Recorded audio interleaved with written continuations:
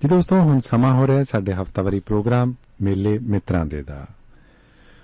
ਅੱਜ ਦੇ ਇਸ ਪ੍ਰੋਗਰਾਮ ਵਿੱਚ ਕਵੀ ਤਜਿੰਦਰ ਸਿੰਘ ਬਾਜ ਨਾਲ ਤੁਹਾਡੀ ਮੁਲਾਕਾਤ ਹੋਏਗੀ ਔਰ ਉਹਨਾਂ ਨਾਲ ਗੱਲਬਾਤ ਕਰਨਗੇ ਰੁਚਿਕਾ। ਆਓ ਸੁਣਦੇ ਹਾਂ ਪ੍ਰੋਗਰਾਮ ਮੇਲੇ ਮਿੱਤਰਾਂ ਦੇ।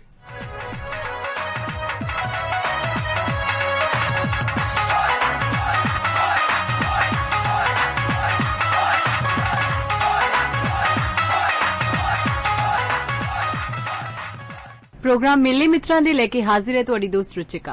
दोस्तों, एक कलाकार अपनी जिंदगी दे विच सिर्फ एक जिंदगी नहीं बल्कि कई जिंदगियां जियो लैंदा है ते इस जिंदगी नूं उस आर्टिस्ट तो वध, उस कलाकार तो वध, उस साहित्यकार तो वध ना ही कोई समझ सकदा है ते ना ही कोई बयां कर सकदा है। प्रोग्राम मेले मित्रा दे विच असीं तुहानूं हर वार किसी साहित्यकार या कलाकार नाल जोड़दे हां ते अज स्टूडियो विच इहो जिहे ही एक शख्स साडे नाल ने, कवि तजिंदर सिंह बाज। स्वागत है जी तुहाडा स्टूडियो दे विच। थैंक यू जी। सब तो पहले तो तुसी ਇਹ ਦੱਸੋ ਕਿ ਤੁਹਾਡੀ ਨਜ਼ਰ ਵਿੱਚ ਕਵਿਤਾ ਕੀ ਹੁੰਦੀ ਹੈ? ਤੁਸੀਂ ਕਵਿਤਾ ਨੂੰ ਕਿਵੇਂ ਦੇਖਦੇ ਹੋ? ਕਵਿਤਾ ਇੱਕ ਸ਼ਬਦਾਂ ਦੇ ਬਲਬਲੇ ਆ। ਤੁਹਾਡੇ ਮਨ ਦੇ ਵਿੱਚ ਕੋਈ ਖਿਆਲ ਉੱਠਿਆ, ਉਸ ਨੂੰ ਪੰਨੇ ਦੇ ਹਿੱਕ ਤੇ ਉਸ ਨੂੰ ਉਤਾਰ ਦੇਣਾ। ਜਿੰਨੇ ਵੀ ਸ਼ਖਸ ਆ ਉਹਨਾਂ ਦੇ ਅਲੱਗ-ਅਲੱਗ ਵਿਚਾਰ ਹੋ ਸਕਦੇ ਆ। ਤੁਹਾਡੇ ਸੂਖਮ ਵਿਚਾਰਾਂ ਨੂੰ, ਉਹ ਜਿਹੜੇ ਵਿਚਾਰ ਜਿਹੜੇ ਤੁਸੀਂ ਇਕੱਠੇ ਕਰਦੇ ਹੋ ਤੇ ਉਸ ਨੂੰ ਪੰਨੇ ਦੇ ਉੱਤੇ ਉਤਾਰਦੇ ਹੋ, ਮੇਰੇ ਹਿਸਾਬ ਨਾਲ ਤਾਂ ਉਹ ਕਵਿਤਾ ਵਾ। ਪਰ ਕਵਿਤਾ ਦੇ ਰੂਪ ਕਈ ਹੁੰਦੇ ਨੇ। ਜੀ, ਤੁਸੀਂ ਸਾਨੂੰ ਇਹ ਦੱਸੋ ਕਿ ਤੁਹਾਡੀ ਜ਼ਿੰਦਗੀ ਵਿੱਚ ਕਵਿਤਾ ਦਾ ਆਗਮਨ ਕਿਵੇਂ ਹੋਇਆ? ਅਸਲ 'ਚ ਮੈਂ ਰੰਗਮੰਚ ਨਾਲ, ਨਾਟਕ ਥੀਏਟਰ ਨਾਲ ਜੁੜਿਆ ਰਿਹਾ। ਮੈਂ 7ਵੀਂ ਕਲਾਸ ਤੋਂ। ਉਸ ਤੋਂ ਬਾਅਦ ਫਿਰ ਮੈਨੂੰ ਕਵਿਤਾ ਮਿਲੀ। ਕਵਿਤਾ ਨੇ ਮੈਨੂੰ ਅੱਗੇ ਤੋਰਿਆ, ਸਟੇਜਾਂ ਤੇ ਲੈ ਕੇ ਆਂਦਾ ਮੈਨੂੰ। ਜਦੋਂ ਵੀ ਮੈਂ ਕਦੇ ਕਵਿਤਾ ਲਿਖੀ, ਮੈਂ ਕਾਲਜ ਦੇ ਵਿੱਚ ਯੂਥ ਫੈਸਟੀਵਲਾਂ 'ਚ, ਇੰਟਰ ਯੂਨੀਵਰਸਿਟੀ ਦੇ ਵਿੱਚ ਮੈਂ ਕਵਿਤਾ ਬੋਲੀ ਤੇ ਮੈਨੂੰ ਉੱਥੋਂ ਇੱਕ ਪ੍ਰਸ਼ੰਸਾ ਮਿਲੀ ਤੇ ਮੈਂ ਉਸ ਨੂੰ ਅੱਗੇ ਲੈ ਕੇ ਤੁਰਿਆ। ਤੇ ਮੈਂ ਕਹਿੰਦਾ ਵੀ ਜਿਹੜੀ ਇਹ ਕਵਿਤਾ ਮੈਨੂੰ ਮਿਲੀ ਹੈ ਉਹ ਰੰਗਮੰਚ ਦੇ ਜ਼ਰੀਏ ਨਾਲ ਮਿਲੀ ਹੈ। ਜੀ, ਤੁਹਾਡੀ ਜ਼ਿੰਦਗੀ ਦੇ ਵਿੱਚ ਬਹੁਤ ਵੱਡਾ ਯੋਗਦਾਨ ਕਹਿ ਸਕਦੇ ਹਾਂ ਰੰਗਮੰਚ ਦਾ ਹੈਗਾ। ਮੈਂ ਮੰਨਦਾ ਰੰਗਮੰਚ ਨੇ ਮੈਨੂੰ ਜੀਣਾ ਸਿਖਾਇਆ, ਕਿਉਂਕਿ ਸ਼ੇਕਸਪੀਅਰ ਵੀ ਕਹਿੰਦੇ ਹੋ ਜਿਹੜਾ ਜੀਵਨ ਆ ਇਹ ਇੱਕ ਰੰਗਮੰਚ ਆ। ਅਸੀਂ ਅਲੱਗ-ਅਲੱਗ ਪਾਤਰ ਆ, ਕੋਈ ਬਾਪ ਦਾ ਰੋਲ ਨਿਭਾਉਂਦਾ, ਕੋਈ ਟੀਚਰ ਦਾ ਨਿਭਾਉਂਦਾ। ਇਸ ਲਈ ਮੈਂ ਸਮਝਦਾ ਵੀ ਰੰਗਮੰਚ ਨੇ ਮੈਨੂੰ ਤੁਰਨਾ ਸਿਖਾਇਆ। ਮੈਂ ਕਵਿਤਾ ਲਿਖਣੀ ਰੰਗਮੰਚ ਦੇ ਜ਼ਰੀਏ ਨਾਲ ਸਿੱਖਿਆ। ਮੈਂ ਸਟੇਜਾਂ ਤੇ ਐਂਕਰਿੰਗ ਕਰਦਾ, ਉਹਦੇ ਵਿੱਚ ਵੀ ਕਵਿਤਾ ਮੇਰੀ ਭਾਰੂ ਹੁੰਦੀ ਹੈ। ਜੀ ਬਿਲਕੁਲ, ਜਿਵੇਂ ਕਹਿ ਸਕਦੇ ਹਾਂ ਕਿ ਰੰਗਮੰਚ ਦੇ ਵਿੱਚ ਅਲੱਗ-ਅਲੱਗ ਤੁਸੀਂ ਰੋਲ ਪਲੇ ਕਰਦੇ ਉਹੀ ਰੋਲਾਂ ਨੂੰ ਤੁਸੀਂ ਅਲੱਗ-ਅਲੱਗ ਫੀਲ ਸਮਝੇ, ਕੋਈ ਰਸ ਦਾ ਤੁਸੀਂ ਕਿਰਦਾਰ ਅਦਾ ਕੀਤਾ ਤੇ ਉਹ ਕਿਰਦਾਰਾਂ ਨੂੰ ਜ਼ਿੰਦਗੀ ਦੇ ਅਲੱਗ-ਅਲੱਗ ਪੰਨਿਆਂ ਨੂੰ ਤੁਸੀਂ ਕਵਿਤਾ ਦੇ ਵਿੱਚ ਫਾਈਨਲੀ ਉਤਾਰਨਾ ਸ਼ੁਰੂ ਕਰ ਦਿੱਤਾ। ਹਾਂਜੀ, ਰੰਗਮੰਚ ਜਦੋਂ ਮੈਂ ਕਰਦਾ ਸੀ, ਕਈ ਮੈਂ ਜ਼ਿੰਦਗੀਆਂ ਹੰਡਾਈਆਂ। ਕਈ ਨਾਟਕ ਜਦੋਂ ਮੈਂ ਖੇਡੇ ਉਹਦੇ ਵਿੱਚ ਮੈਂ ਰੋਲ ਕੀਤੇ, ਮੁੱਖ ਪਾਤਰ ਦੇ ਤੌਰ ਤੇ ਰੋਲ ਕੀਤੇ, ਤਾਂ ਉਹਦੇ ਨਾਲ ਮੇਰੀ ਜਿਹੜੀ ਸੋਚ ਆ, ਦਾਇਰਾ ਜਿਹੜਾ ਵਿਸ਼ਾਲ ਹੋ ਗਿਆ। ਤੇ ਉਸ ਤੋਂ ਬਾਅਦ ਫਿਰ ਮੈਂ ਕਵਿਤਾ ਰੰਗਮੰਚ ਦੇ ਜੋ ਵੀ ਮੈਂ ਨਾਟਕ ਕਰੇ ਉਹ ਮੈਂ ਕਵਿਤਾ 'ਚ ਵੀ ਲੈ ਕੇ ਆਇਆ। ਮੇਰੇ ਕਈ ਕਵਿਤਾ ਦੇ ਵਿੱਚ ਉਹ ਜ਼ਿਕਰ ਹੁੰਦਾ ਵੀ ਹੈ ਤੇ ਹੁੰਦਾ ਰਹੇਗਾ। ਜੇ ਤੁਹਾਡੀ ਅਸੀਂ ਕੋਈ ਕਵਿਤਾ ਸੁਣ ਲਈਏ ਤਾਂ ਸਾਨੂੰ ਬਹੁਤ ਹੀ ਚੰਗਾ ਲੱਗੇਗਾ। ਆਪਦੀ ਕੋਈ ਕਵਿਤਾ ਦਾ ਇੱਕ ਨਮੂਨਾ ਸਾਨੂੰ ਜ਼ਰੂਰ ਸੁਣਾਓ। ਹਾਂਜੀ, ਮੇਰੀ ਇੱਕ ਪਲੇਠੀ ਕਿਤਾਬ ਆ ਗਵਾਚਿਆ ਮਨੁੱਖ। ਜੀ, ਜਦੋਂ ਮੈਂ ਚੰਡੀਗੜ੍ਹ SD ਕਾਲਜ ਪੜ੍ਹਦਾ ਸੀ, ਉਦੋਂ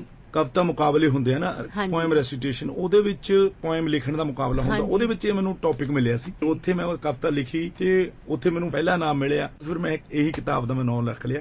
ਤੁਹਾਡੇ ਨਜ਼ਰ ਹੈ। ਜਿਹੜਾ 12 ਗਾਉਂਦਾ ਸੀ, ਨਾਰੇ ਲਾਉਂਦਾ ਸੀ, ਕਬੱਡੀ ਪਾਉਂਦਾ ਸੀ, ਲੱਗਦਾ ਉਹ ਮਨੁੱਖ ਗਵਾਚ ਗਿਆ। ਜਿਹੜਾ ਵਿੱਚ ਅਖਾੜੇ ਜ਼ੋਰ ਲਗਾਉਂਦਾ ਸੀ, ਵੈਰੀ ਦੀ ਹਰ ਭਾਜੀ ਮੋੜ ਵਿਖਾਉਂਦਾ ਸੀ, ਅੱਜ ਤਾਂ ਉਹ ਨਸ਼ਿਆਂ ਦੇ ਸਾਗਰ ਵਿੱਚ ਡੁੱਬ ਚੱਲਿਆ। ਅੱਜ ਕਿਤੇ ਦਿਖਦਾ ਨਹੀਂ ਉਹ ਮਨੁੱਖ। ਗਵਾਚੇ ਮਨੁੱਖ ਨੂੰ ਫਿਕਰ ਹੈ ਧੀਆਂ ਵਿਆਉਣ ਦਾ, ਕਰਜ਼ਾ ਚੁੱਕ ਦਾਜ ਬਣਾਉਣ ਦਾ, ਤਾਂ ਹੀ ਫਿਕਰਾਂ ਦੇ ਵਿੱਚ ਰੁਲ ਗਿਆ। ਨੂਣ ਦੀ ਡਲੀ ਵਾਂਗ ਘੁਲ ਰਿਹਾ, ਤਾਂ ਹੀ ਤਾਂ ਅੱਜ ਲੱਭਦਾ ਨਹੀਂ। ਸੂਰ ਵੀਰਾ ਵਾਂਗ ਗੱਜਦਾ ਨਹੀਂ, ਲੱਗਦਾ ਉਹ ਮਨੁੱਖ ਗਵਾਚ ਗਿਆ। ਉਹ ਮਨੁੱਖ ਜਿਹੜਾ ਧੀਆਂ ਨੂੰ ਪਿਆਰ ਕਰਦਾ ਸੀ, ਹਰ ਦੁੱਖੜਾ ਜਿੰਦ ਤੇ ਜਰਦਾ ਸੀ, ਜਿਹੜਾ ਯਾਰ ਦੀ ਆਈ ਮਰਦਾ ਸੀ, ਲੱਗਦਾ ਉਹ ਮਨੁੱਖ ਗਵਾਚ ਗਿਆ। ਮੈਨੂੰ ਲੱਗਦਾ ਗਵਾਚਿਆ ਮਨੁੱਖ ਨਾ ਧੀਆਂ ਨੂੰ ਡੋਲੀ ਚਾੜਦਾ ਏ, ਉਹ ਤਾਂ ਅਣਜੰਮੀ ਧੀ ਨੂੰ ਕੁੱਖ ਦੇ ਵਿੱਚ ਮਾਰਦਾ ਏ। ਗਵਾਚਿਆ ਮਨੁੱਖ ਅੱਜ ਤਾਂ ਖੁਦਕੁਸ਼ੀ ਨੂੰ ਦੁੱਖਾਂ ਦਾ ਅੰਤ ਸਮਝ ਬੈਠਾ, ਤਾਂ ਹੀ ਤਾਂ ਧੜਾ ਧੜ ਖੁਦਕੁਸ਼ੀਆਂ ਕਰੀ ਜਾਂਦਾ ਹੈ। ਜੇਕਰ ਤੈਨੂੰ ਉਹ ਕਦੇ ਗਵਾਚਿਆ ਮਨੁੱਖ ਮਿਲੇ ਤਾਂ ਉਸ ਨੂੰ ਕਹੀਂ ਕਿ ਅਤੀਤ ਤੋਂ ਸਿੱਖਿਆ ਲੈ ਕੇ ਅੱਗੇ ਵਧੇ ਤੇ ਵਾਧਾ ਰਹੇ। ਲੱਗਦਾ ਉਹ ਮਨੁੱਖ ਗਵਾਚ ਗਿਆ।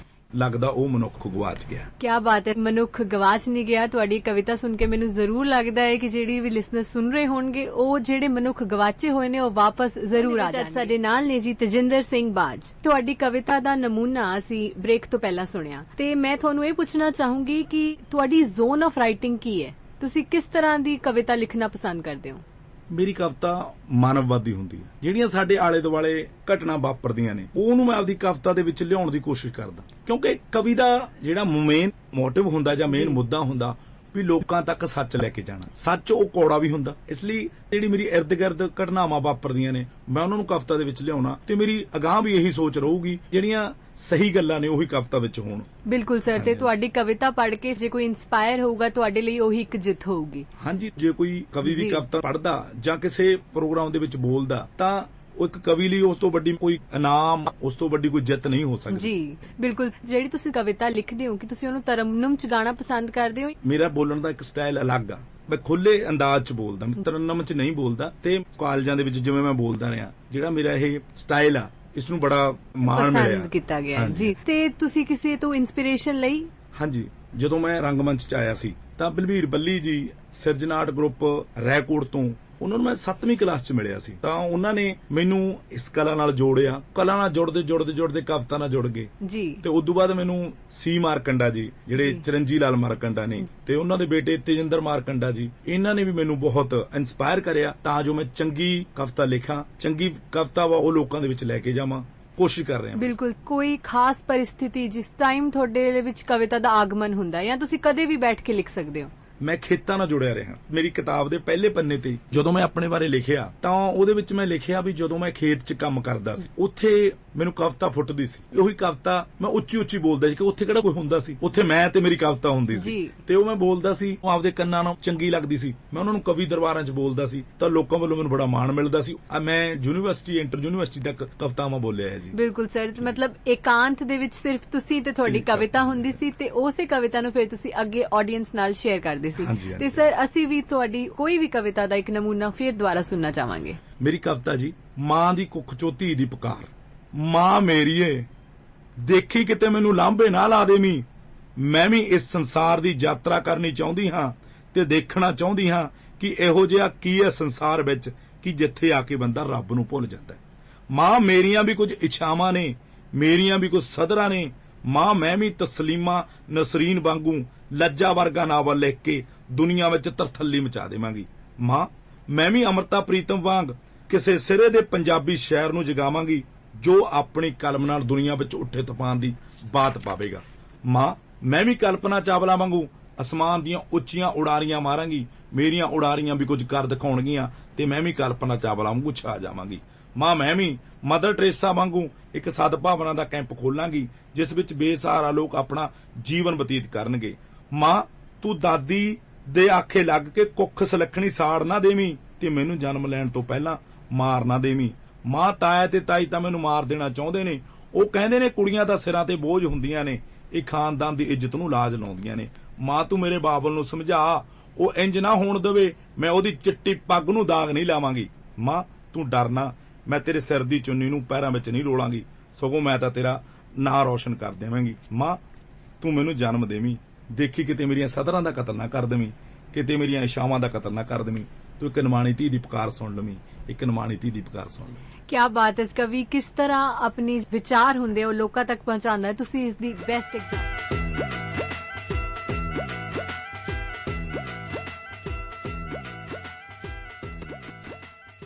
ਪ੍ਰੋਗਰਾਮ ਮੇਲੇ ਮਿੱਤਰਾਂ ਦੇ ਤੁਸੀਂ ਸੁਣ ਰਹੇ ਹੋ ਜੀ FM ਗੋਲਡ 100.1 ਤੇ ਅੱਜ ਸਾਡੇ ਨਾਲ ਨੇ ਕਵੀ ਤੇਜਿੰਦਰ ਸਿੰਘ ਬਾਜ਼।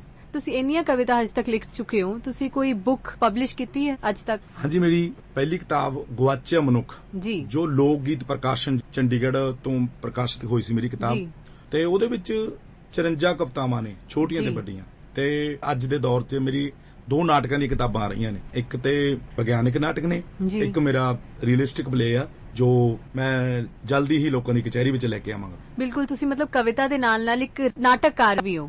ਤੁਸੀਂ ਵਿਗਿਆਨਿਕ ਨਾਟਕ ਲਿਖਣ ਦਾ ਕਿਵੇਂ ਸੋਚਿਆ? ਮੈਂ ਬੇਸਿਕਲੀ ਨਾ ਸਾਇੰਸ ਮਾਸਟਰ ਆ। ਸਾਡੇ ਸਕੂਲਾਂ ਦੇ ਵਿੱਚ ਸਾਲ ਦੇ ਵਿੱਚ ਨੈਸ਼ਨਲ ਸਾਇੰਸ ਕੌਂਸਲ ਵੱਲੋਂ ਵਿਗਿਆਨਕ ਡਰਾਮਾ ਹੁੰਦਾ ਵਾ ਜੀ। ਵਿਗਿਆਨਕ ਡਰਾਮੇ ਦੇ ਵਿੱਚ ਸਾਨੂੰ ਟੌਪਿਕ ਆਉਂਦੇ ਆ, ਜਿਵੇਂ topic food security and nutrition, ਭੋਜਨ ਸੁਰੱਖਿਆ ਤੇ ਪੋਸ਼ਣ, ਜਿਵੇਂ ਸਿਹਤ ਅਤੇ ਸਫਾਈ, ਜਿਵੇਂ ਮਿੱਟੀ ਦੀ ਸੰਭਾਲ, ਇਹਨਾਂ ਤੇ ਫਿਰ ਅਸੀਂ ਨਾਟਕ ਦਾ ਰੂਪ ਦਿੰਨੇ ਆ, ਅੱਧੇ ਘੰਟੇ ਦਾ ਪੌਣੇ ਘੰਟੇ ਦਾ ਨਾਟਕ। ਫਿਰ ਮੈਂ ਆਪਦੇ ਸਕੂਲ ਦੇ ਬੱਚਿਆਂ ਤੋਂ ਖਿਲਾਉਂਦਾ ਵਾਂ, ਕਿਉਂਕਿ ਮੈਂ ਕਹਿੰਦਾ ਵਿਗਿਆਨਕ ਸੋਚ ਹੀ ਤੁਹਾਨੂੰ ਅੱਗੇ ਲੈ ਕੇ ਜਾਊ। ਬੱਚਿਆਂ ਦੇ ਵਿੱਚ ਉਹ ਵਿਗਿਆਨਕ ਸੋਚ ਮੈਂ ਭਰਨ ਦੀ ਕੋਸ਼ਿਸ਼ ਕਰਦਾ ਤੇ ਉਹਦੇ ਨਾਲ ਮੈਂ ਆਪਦੇ ਰੰਗਮੰਚ ਨੂੰ ਜਿਉਂਦਾ ਵੀ ਰੱਖ ਰਿਹਾ ਵਾਂ ਜੀ। ਇੱਕ ਸਾਇੰਸ ਬੈਕਗ੍ਰਾਉਂਡ ਹੋਣ ਦੇ ਨਾਲ ਸਾਹਿਤ ਵਿੱਚ ਕਦਮ, ਇਹ ਕਿੱਦਾਂ ਹੋਇਆ? ਤੁਹਾਨੂੰ ਸਾਰਿਆਂ ਨੂੰ ਪਤਾ ਜੀ ਰੁਚਿਕਾ ਮੈਡਮ, ਵੀ ਜਦੋਂ ਅਸੀਂ ਸਾਇੰਸ ਪੜ੍ਹਦੇ ਹਾਂ ਉਹਦੇ ਵਿੱਚ ਮਿਹਨਤ ਕਰਨੀ ਪੈਂਦੀ ਹੈ ਜੀ। ਸਾਨੂੰ ਮਿਹਨਤ ਕਰਦੇ ਕਰਦੇ ਕਿਸੇ ਨੇ ਕਹਿੰਦਾ ਯਾਰ ਕਿਤਾਬਾਂ ਵੀ ਪੜ੍ਹ ਲਿਆ ਕਰੋ, ਤੇ ਉਹ ਕਿਤਾਬਾਂ ਪੜ੍ਹਦੇ ਕਿਤਾਬਾਂ ਨਾਲ ਜੁੜ ਗਏ ਤੇ ਲਿਖਣ ਲੱਗ ਗਏ। ਤੇ ਜਦੋਂ ਅਸੀਂ ਲੋਕਾਂ ਦੇ ਵਿੱਚ ਜਾਂਦੇ ਹਾਂ ਸਾਨੂੰ ਸਤਿਕਾਰ ਮਿਲਦਾ। ਤੁਹਾਨੂੰ ਪਤਾ ਜਦੋਂ ਬੰਦੇ ਨੂੰ ਪ੍ਰਸ਼ੰਸਾ ਮਿਲਣ ਲੱਗ ਜਾਂਦੀ ਆ ਜਾਂ ਉਹਨੂੰ ਕੋਈ ਐਪਰੀਸ਼ੀਏਸ਼ਨ ਮਿਲਦੀ ਆ ਤਾਂ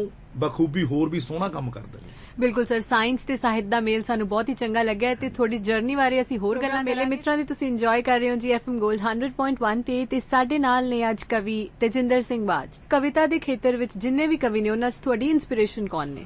ਸਰਜੀਤ ਪਾਤਰ ਜੀ ਜਿਹੜੇ ਪੰਜਾਬ ਦਾ ਸਰਮੌਰ ਨੇ, ਉਹਨਾਂ ਦੀਆਂ ਕਵਿਤਾਵਾਂ ਪੜ੍ਹਦਾ ਮੈਂ। ਜਸਵੰਤ ਜਫਰ ਜੀ ਨੇ, ਮੈਂ ਤੇਜਿੰਦਰ ਮਾਰਕੰਡਾ ਜੀ ਦਾ ਪਹਿਲਾਂ ਵੀ ਨਾਂ ਲਿਖ ਚੁੱਕਿਆ। ਉਹਨਾਂ ਦੀ ਕਵਿਤਾ ਨੇ ਮੈਨੂੰ ਬੜਾ ਹੀ ਇੰਸਪਾਇਰ ਕਰਿਆ ਜੀ। ਬਿਲਕੁਲ ਸਰ, ਤੇ ਹੁਣ ਜਿਹੜੇ ਤੁਹਾਡੇ ਸਮਕਾਲੀ ਨੇ ਉਹਨਾਂ ਵਿੱਚੋਂ ਤੁਹਾਨੂੰ ਕੌਣ ਪਸੰਦ ਹੈ? ਸਮਕਾਲੀ ਤਾਂ ਨਹੀਂ ਮੈਂ ਕਹਿ ਸਕਦਾ ਵੀ ਮਤਲਬ ਉਹ ਬੜੇ ਉੱਚ ਕੋਟੀ ਦੇ ਗਜ਼ਲਗੋ ਨੇ। ਜਸਵਿੰਦਰ ਜੀ ਤੇ ਬੜੀ ਅੱਛੀ ਗਜ਼ਲ ਲਿਖਦੇ ਨੇ ਤੇ ਮੈਂ ਉਹਨਾਂ ਤੋਂ ਇੰਸਪਾਇਰ ਆ। ਉਹਨਾਂ ਦੀਆਂ 3 ਕਿਤਾਬਾਂ ਆਈਆਂ, ਮੈਂ ਤਿੰਨੇ ਕਿਤਾਬਾਂ ਨੂੰ ਬੜੇ ਬਖੂਬੀ ਤਰੀਕੇ ਨਾਲ ਪੜ੍ਹਦਾ ਵਾਂ ਤੇ ਜਦੋਂ ਮੇਰਾ ਦਿਲ ਕਰਦਾ ਮੈਂ ਬਾਰ-ਬਾਰ ਪੜ੍ਹਦਾ ਉਹਨਾਂ ਨੂੰ ਜੀ। ਬਿਲਕੁਲ, ਤੁਸੀਂ ਆਪਦੀ ਕਵਿਤਾ ਲੋਕਾਂ ਦੇ ਵਿੱਚ ਲੈ ਕੇ ਜਾਣ ਲਈ ਕਿਹੜਾ ਤੁਸੀਂ ਪਲੇਟਫਾਰਮ ਯੂਜ਼ ਕਰਦੇ ਹੋ? ਕੋਈ ਕਵੀ ਦਰਬਾਰ 'ਚ ਜਾਂਦੇ ਹੋ? ਕਿੱਥੇ ਆਪਣੀ ਕਵਿਤਾ ਤੁਸੀਂ ਪੇਸ਼ ਕਰਦੇ ਹੋ? ਦੇਖੋ ਜੀ, ਅਲੱਗ-ਅਲੱਗ ਜਗ੍ਹਾ ਤੇ ਕਵੀ ਦਰਬਾਰ ਹੁੰਦੇ ਆ। ਜਿਵੇਂ ਮੈਂ ਤਪੇ ਵੀ ਚਲੇ ਜਾਣਾ ਤੇ ਮਾਛੀਵਾੜੇ ਚਲੇ ਜਾਣਾ, ਚੰਡੀਗੜ੍ਹ ਜਾਣਾ, ਸਾਡੇ ਮਰਿੰਡੇ ਲੱਗਦਾ ਵਾ ਤੇ ਚਮਕੌਰ ਲੱਗਦਾ। ਜਿੱਥੇ ਵੀ ਮੈਨੂੰ ਸੱਦਾ ਆਉਂਦਾ ਮੈਂ ਉੱਥੇ ਜਾ ਕੇ ਆਪਣੀ ਕਵਿਤਾ ਪੇਸ਼ ਕਰ। ਬਿਲਕੁਲ ਸਰ, ਤੇ ਅਸੀਂ ਵੀ ਤੁਹਾਨੂੰ ਸੱਦਾ ਦਿੱਤਾ ਤੇ ਅਸੀਂ ਵੀ ਤੁਹਾਡੀ ਕਵਿਤਾ ਜ਼ਰੂਰ ਸੁਣਨਾ ਚਾਹਾਂਗੇ। ਮੇਰੀ ਕਵਿਤਾ ਵਾ ਵਫਾਦਾਰ। ਮੈਂ ਸੋਚਿਆ ਸੀ ਕਿ ਮੈਂ ਸਦਾ ਵਫਾਦਾਰ ਰਹਾਂਗਾ, ਆਪਣੇ ਮਾਪਿਆਂ ਦਾ, ਆਪਣੇ ਅਧਿਆਪਕਾਂ ਦਾ, ਆਪਣੇ ਚਾਹੁਣ ਵਾਲਿਆਂ ਦਾ, ਆਪਣੇ ਯਾਰਾਂ ਦਾ, ਪਰ ਮੁਆਫ ਕਰਨਾ ਮੈਂ ਇਸ ਬੇਵਫਾ ਦੁਨੀਆ 'ਚ ਵਫਾਦਾਰ ਬਣ ਨਾ ਸਕਿਆ। ਕਿਆ ਬਾਤ ਹੈ, ਬਹੁਤ ਹੀ ਅੱਛੀਆਂ ਪੰਕਤੀਆਂ। ਤੇ ਤੁਸੀਂ ਜਾਂਦੇ ਜਾਂਦੇ ਸਾਨੂੰ ਕੀ ਕਹਿਣਾ ਚਾਹੋਗੇ? ਜਾਂਦੇ ਜਾਂਦੇ ਤਾਂ ਇਹ ਕਹਿਣਾ ਚਾਹੁੰਦਾ ਵੀ ਸਾਡਾ ਜਿਹੜਾ ਪੰਜਾਬ ਆ ਸੋਨੇ ਦੀ ਚਿੜੀ ਆ, ਜੇ ਅਸੀਂ ਇਹਨੂੰ ਬਚਾ ਲਈਏ ਤਾਂ ਅੱਛਾ ਹੋਵੇਗਾ। ਮੇਰੇ ਜ਼ਿਹਨ ਦੇ ਵਿੱਚ 4 ਲਾਈਨਾਂ ਨੇ ਉਹ ਮੈਂ ਬੋਲਣਾ ਚਾਹਾਂਗਾ। ਚੌੜੀਆਂ ਹਿੱਕਾਂ ਵਾਲੇ ਪੁੱਤ ਚਿੱਟੇ ਨੇ ਖਾ ਲੇ, ਉਹ ਬਰਸ਼ੀਆਂ ਵਰਗੇ ਲਾਲ ਮਾਵਾਂ ਨੇ ਹੱਥੋਂ ਗਵਾ ਲੇ। ਭਗਤ ਉਦਮ ਸਰਾਬੇ ਮੈਂ ਕਿੱਥੋਂ ਟੋਲਦਾ ਹਾਂ, ਗੱਲ ਸੁਣੋ ਓਏ ਪੰਜਾਬ ਵਾਸੀਓ, ਦੁਖੀ ਮੈਂ ਪੰਜਾਬ ਬੋਲਦਾ। Thank you so much studio ਵਿੱਚ ਆਉਣ ਦੇ ਲਈ। ਤੁਹਾਡਾ ਵੀ ਬਹੁਤ ਬਹੁਤ ਧੰਨਵਾਦ। ਬਿਲਕੁਲ ਸਰ ਜੀ, ਤੁਸੀਂ ਸਾਡੇ ਦਿਲਾਂ ਵਿੱਚ ਘਰ ਜ਼ਰੂਰ ਕਰ ਲਿਆ ਹੈ ਤੇ ਤੁਹਾਡੀਆਂ ਕਵਿਤਾਵਾਂ ਨੇ ਸਾਡੇ ਲਿਸਨਰਸ ਦੀ ਜ਼ਿੰਦਗੀ ਨੂੰ ਜ਼ਰੂਰ ਰੌਸ਼ਨ ਕਰ ਦਿੱਤਾ ਹੋਊਗਾ। ਤੁਹਾਡਾ ਬਹੁਤ ਬਹੁਤ ਸ਼ੁਕਰੀਆ ਸਾਡੇ ਸਟੂਡੀਓ ਦੇ ਵਿੱਚ ਆਉਣ ਲਈ। ਧੰਨਵਾਦ ਜੀ। ਤੇ ਇਹ ਸਨ ਕਵੀ ਤੇਜਿੰਦਰ ਸਿੰਘ ਬਾਜ। ਅਗਲੇ ਹਫਤੇ ਫੇਰ ਕਿਸੇ ਹੋਰ ਕਵੀ ਨਾਲ, ਕਿਸੇ ਹੋਰ ਸਾਹਿਤਕਾਰ ਨਾਲ ਤੁਹਾਨੂੰ ਅਸੀਂ ਜੋੜਾਂਗੇ ਪ੍ਰੋਗਰਾਮ ਮੇਲੇ ਮਿੱਤਰਾਂ ਦੇ ਵਿੱਚ। ਫਿਲਹਾਲ ਆਪਣੀ ਦੋਸਤ ਰੁਚਿਕਾ ਨੂੰ ਦਿਓ ਇਜਾਜ਼ਤ। ਜੈ ਹਿੰਦ।